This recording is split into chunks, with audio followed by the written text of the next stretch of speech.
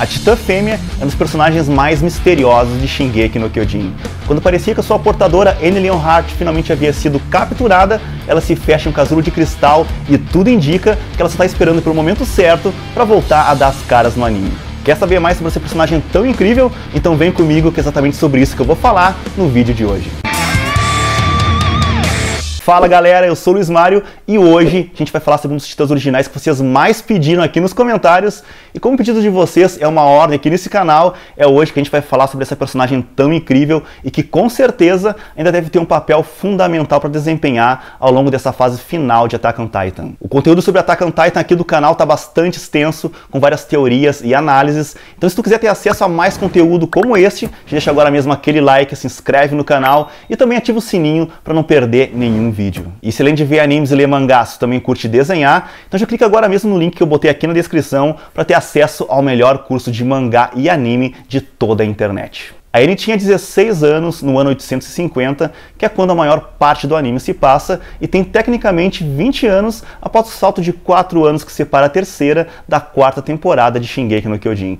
Eu digo tecnicamente porque tudo indica que o corpo dela não envelheceu dentro do cristal indestrutível que ela está enclausurada lá em Parades. A Annie se graduou no 104º Esquadrão de Recrutas e graças às suas habilidades na luta com espadas e também no combate corpo a corpo, ela conseguiu se formar em 4º lugar no ranking de recrutas. Assim como o Reiner e o Bertolt, a Annie é uma guerreira de Marley que foi escolhida para essa posição graças às suas habilidades de combate que são muito acima da média. Inclusive, quando o assunto é combate corpo a corpo, ela era a que mais se destacava dentre todos os recrutas. Antes mesmo de entrar no programa de guerreiros de Marley, a Annie já era treinada pelo seu pai. Apesar de fato de ela ser uma criança, eles praticavam todos os dias durante horas. E mesmo que a Annie diga que as suas habilidades de combate são um lixo, o Annie pôde testemunhar na prática que não é bem assim. Apesar de ser bastante introspectiva, a Annie ganha a vida quando tem a oportunidade de mostrar suas habilidades de combate. Isso acontece provavelmente porque isso faz com que ela se lembre do seu pai e de todo o tempo que eles passaram juntos quando ela ainda era criança. De acordo com o livro Attack on Titan Guidebook, a Annie tem 10 pontos em combate, que é a mesma pontuação da Mikasa.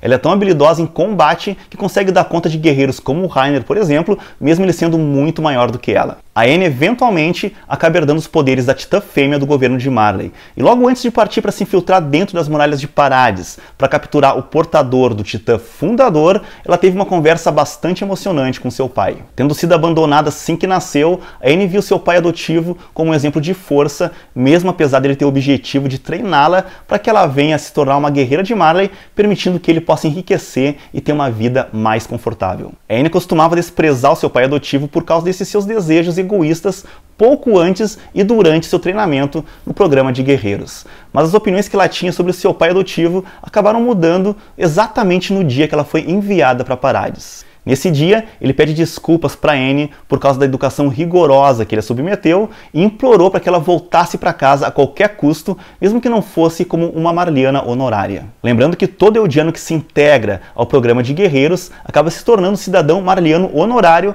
assim como toda a sua família. Desde então, ela prometeu cumprir essa promessa para o seu pai. Mais tarde, a Annie diz para o Eren durante um treino que ele lembrava o pai dela, levado por ideais que não têm nada a ver com a realidade e que mesmo quando criança, ela sabia que todas aquelas técnicas ensinadas pelo seu pai eram bastante inúteis, mas ela era obrigada a treinar de qualquer forma, até porque, como criança, ela não tinha como bater de frente com seu pai. Em 845, o Titã Colossal e o Titã Blindado aparecem, causando toda a destruição que nós vimos lá no começo do anime, permitindo que os titãs que cercavam as muralhas pudessem entrar e causar todo aquele caos e destruição que acabou motivando o Eren e os outros a se tornarem os recrutas do Esquadrão de Reconhecimento. O Armin mais tarde especula que foi a Annie, enquanto Titã Fêmea, que conduziu todos os titãs puros para dentro das muralhas, já que ela consegue usar o seu grito para fazer com que eles sigam ela de forma muito similar ao grito do Zack, só que com alcance bem menor. Após a destruição das muralhas, Annie, Reiner e o Bertolt vivem num campo de refugiados até terem a idade suficiente para se alistarem no Esquadrão de Recrutas. Annie não costuma demonstrar nenhuma emoção e também não se mostra muito interessada em fazer amigos durante o tempo que passou no Esquadrão de Reconhecimento. Ela é bastante reservada e se mantém bastante distante das outras pessoas, incluindo seus colegas do programa de guerreiros. Ela chegou a dar aulas particulares de combate corpo a corpo para o Eren, o que deixou a Mikasa bastante irritada com a situação. O Eren acaba usando as técnicas que aprendeu com a Annie para derrotar o Reiner, o que na época nos fez ficar com o pé atrás a respeito de que lado a Annie realmente estava. Durante a Batalha de Trost, o Reiner fez com que a Annie indiretamente matasse o Marco ao tomar o seu equipamento de mobilidade 3D para que ele não fosse capaz de escapar, sendo devorado pelos titãs que tomaram conta do distrito. A Annie parecia ser a única dentre os três que não concordava com essa ideia. Ela ficou claramente incomodada com a situação e discordou do Reiner quando ele sugeriu que era preciso matar o Marco. O Reiner dá a entender que a Annie nunca fez nada que provasse que ela realmente está do lado de Marley e aponta como ela arriscou a própria vida para salvar o Connie, acusando ela de começar a ter compaixão pelos demônios da ilha. É só depois que o Reiner fala sobre o seu pai, que espera pelo seu retorno, que a Annie acaba cedendo, mas antes de executar essa ordem trágica, ela pede desculpas para o Marco, enquanto seus olhos são tomados por lágrimas. Apesar da Annie agir como quem não se importa com nada e com ninguém,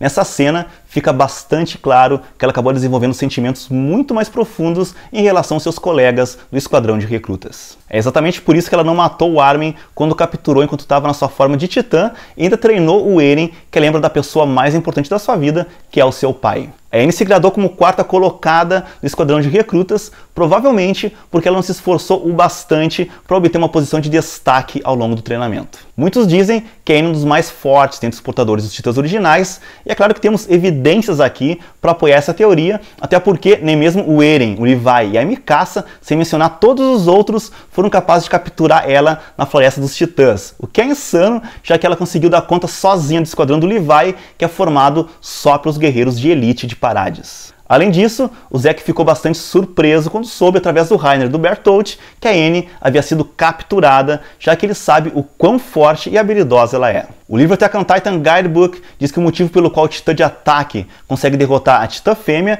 é porque ela se mantém focada em fugir, enquanto o Eren se mantém na ofensiva. Ela não parece focada em derrotar o Eren naquele momento, mas sim em escalar as muralhas e fugir, como se estivesse tentando voltar para o seu pai. Mas a Mikasa aparece e corta seus dedos, fazendo com que ela caia das muralhas, virando uma presa muito fácil para o Titã de Ataque. A Annie então começa a chorar enquanto pensa no seu pai e um cristal aparentemente impenetrável se forma ao redor dela. 4 anos após esses acontecimentos, ela ainda permanece presa no subsolo de Parades, dentro do seu casulo de cristal. Mas nós sabemos que cedo ou tarde ela vai dar um jeito de sair dali. Agora que a gente já sabe tudo sobre a Annie, vamos falar um pouco mais sobre a Titã Fêmea e as suas habilidades únicas. A Titã Fêmea tem 14 metros de altura, sendo 1 metro mais baixo do que o Titã de Ataque do Eren e o Titã blindado do Reiner.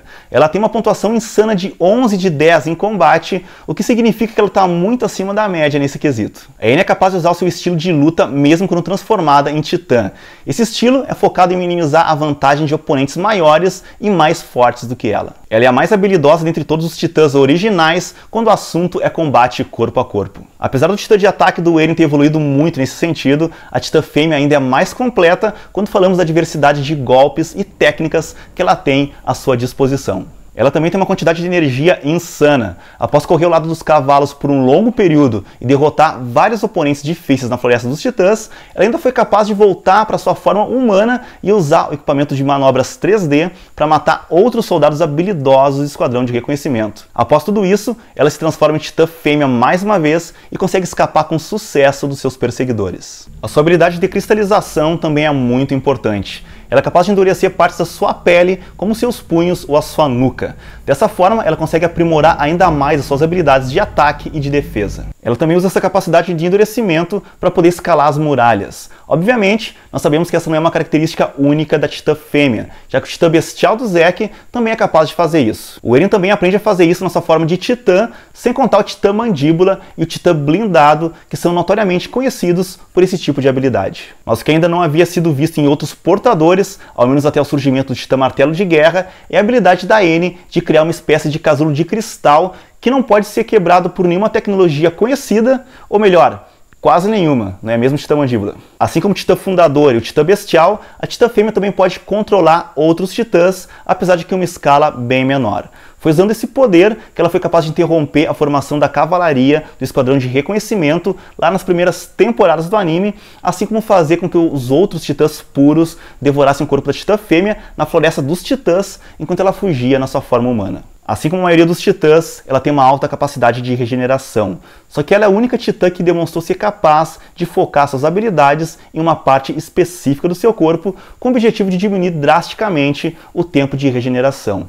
A gente pode ver isso quando ela pegou o Esquadrão de Operações Especiais desprevenido ao conseguir regenerar o seu olho de forma extremamente rápida. Muita gente se pergunta o que aconteceria se um titã do sexo masculino devorasse alguém com os poderes da titã fêmea. Isso ficou bastante famoso aqui no YouTube, depois que o Enerd lançou um vídeo falando sobre isso, e a resposta para essa pergunta é que, na verdade, a gente não sabe e provavelmente jamais vamos saber. Isso nunca aconteceu no mangá, eu duvido muito que isso venha acontecer agora nos últimos 2 capítulos, até porque o Isayama tem muita coisa para explicar e vai ficar bem difícil achar tempo e até mesmo espaço no roteiro para dar esse tipo de explicação. Talvez os poderes dela simplesmente passem para alguma portadora eudiana aleatória, caso a portadora seja devorada por um titã do sexo masculino. Mas por outro lado, ainda não conhecemos nenhuma explicação plausível que diga que um homem não seja capaz de herdar a titã fêmea. Apesar de eu achar que seria, no mínimo, engraçado se isso realmente acontecesse. O fato é que algumas portadoras do sexo feminino, como a Ymir e a Pieck, têm uma aparência mais masculina quando transformadas em titãs. Então, em teoria, é possível que um titã homem tenha uma aparência feminina caso venha se transformar na titã fêmea. Agora que a gente conhece o pensamento do Isayama, depois de todos esses anos escrevendo Attack on Titan, qualquer coisa é possível. Eu quero saber de vocês que ainda não leram o mangá. Vocês acham que a Anne vai conseguir sair do casulo de cristal? E quando e se ela sair, será que ela vai mudar de lado, já que ela já deu sinais de compaixão por alguns dos seus ex-colegas do Esquadrão de Reconhecimento? Me digam aqui nos comentários. Eu quero aproveitar para agradecer a todos vocês que estão sempre comentando aqui nos vídeos e passando mensagens de apoio para o canal. A gente teve um crescimento absurdo nos últimos dias. Eu só tenho a agradecer a todos vocês por todo o apoio que eu tenho recebido. Como já disse algumas vezes aqui nos comentários, alguns dos inscritos mais bacanas de todo o YouTube estão aqui nesse canal e eu sei que tem muito mais coisa legal por vir no futuro, afinal, esse é só o começo da nossa jornada. Se tu gostou desse vídeo, deixa já aquele like, e se tu é novo por aqui, já se inscreve no canal e ativa o sininho para ter acesso a muito mais conteúdo como este. Muito obrigado por me acompanhar até aqui, eu te vejo, é claro, no próximo vídeo.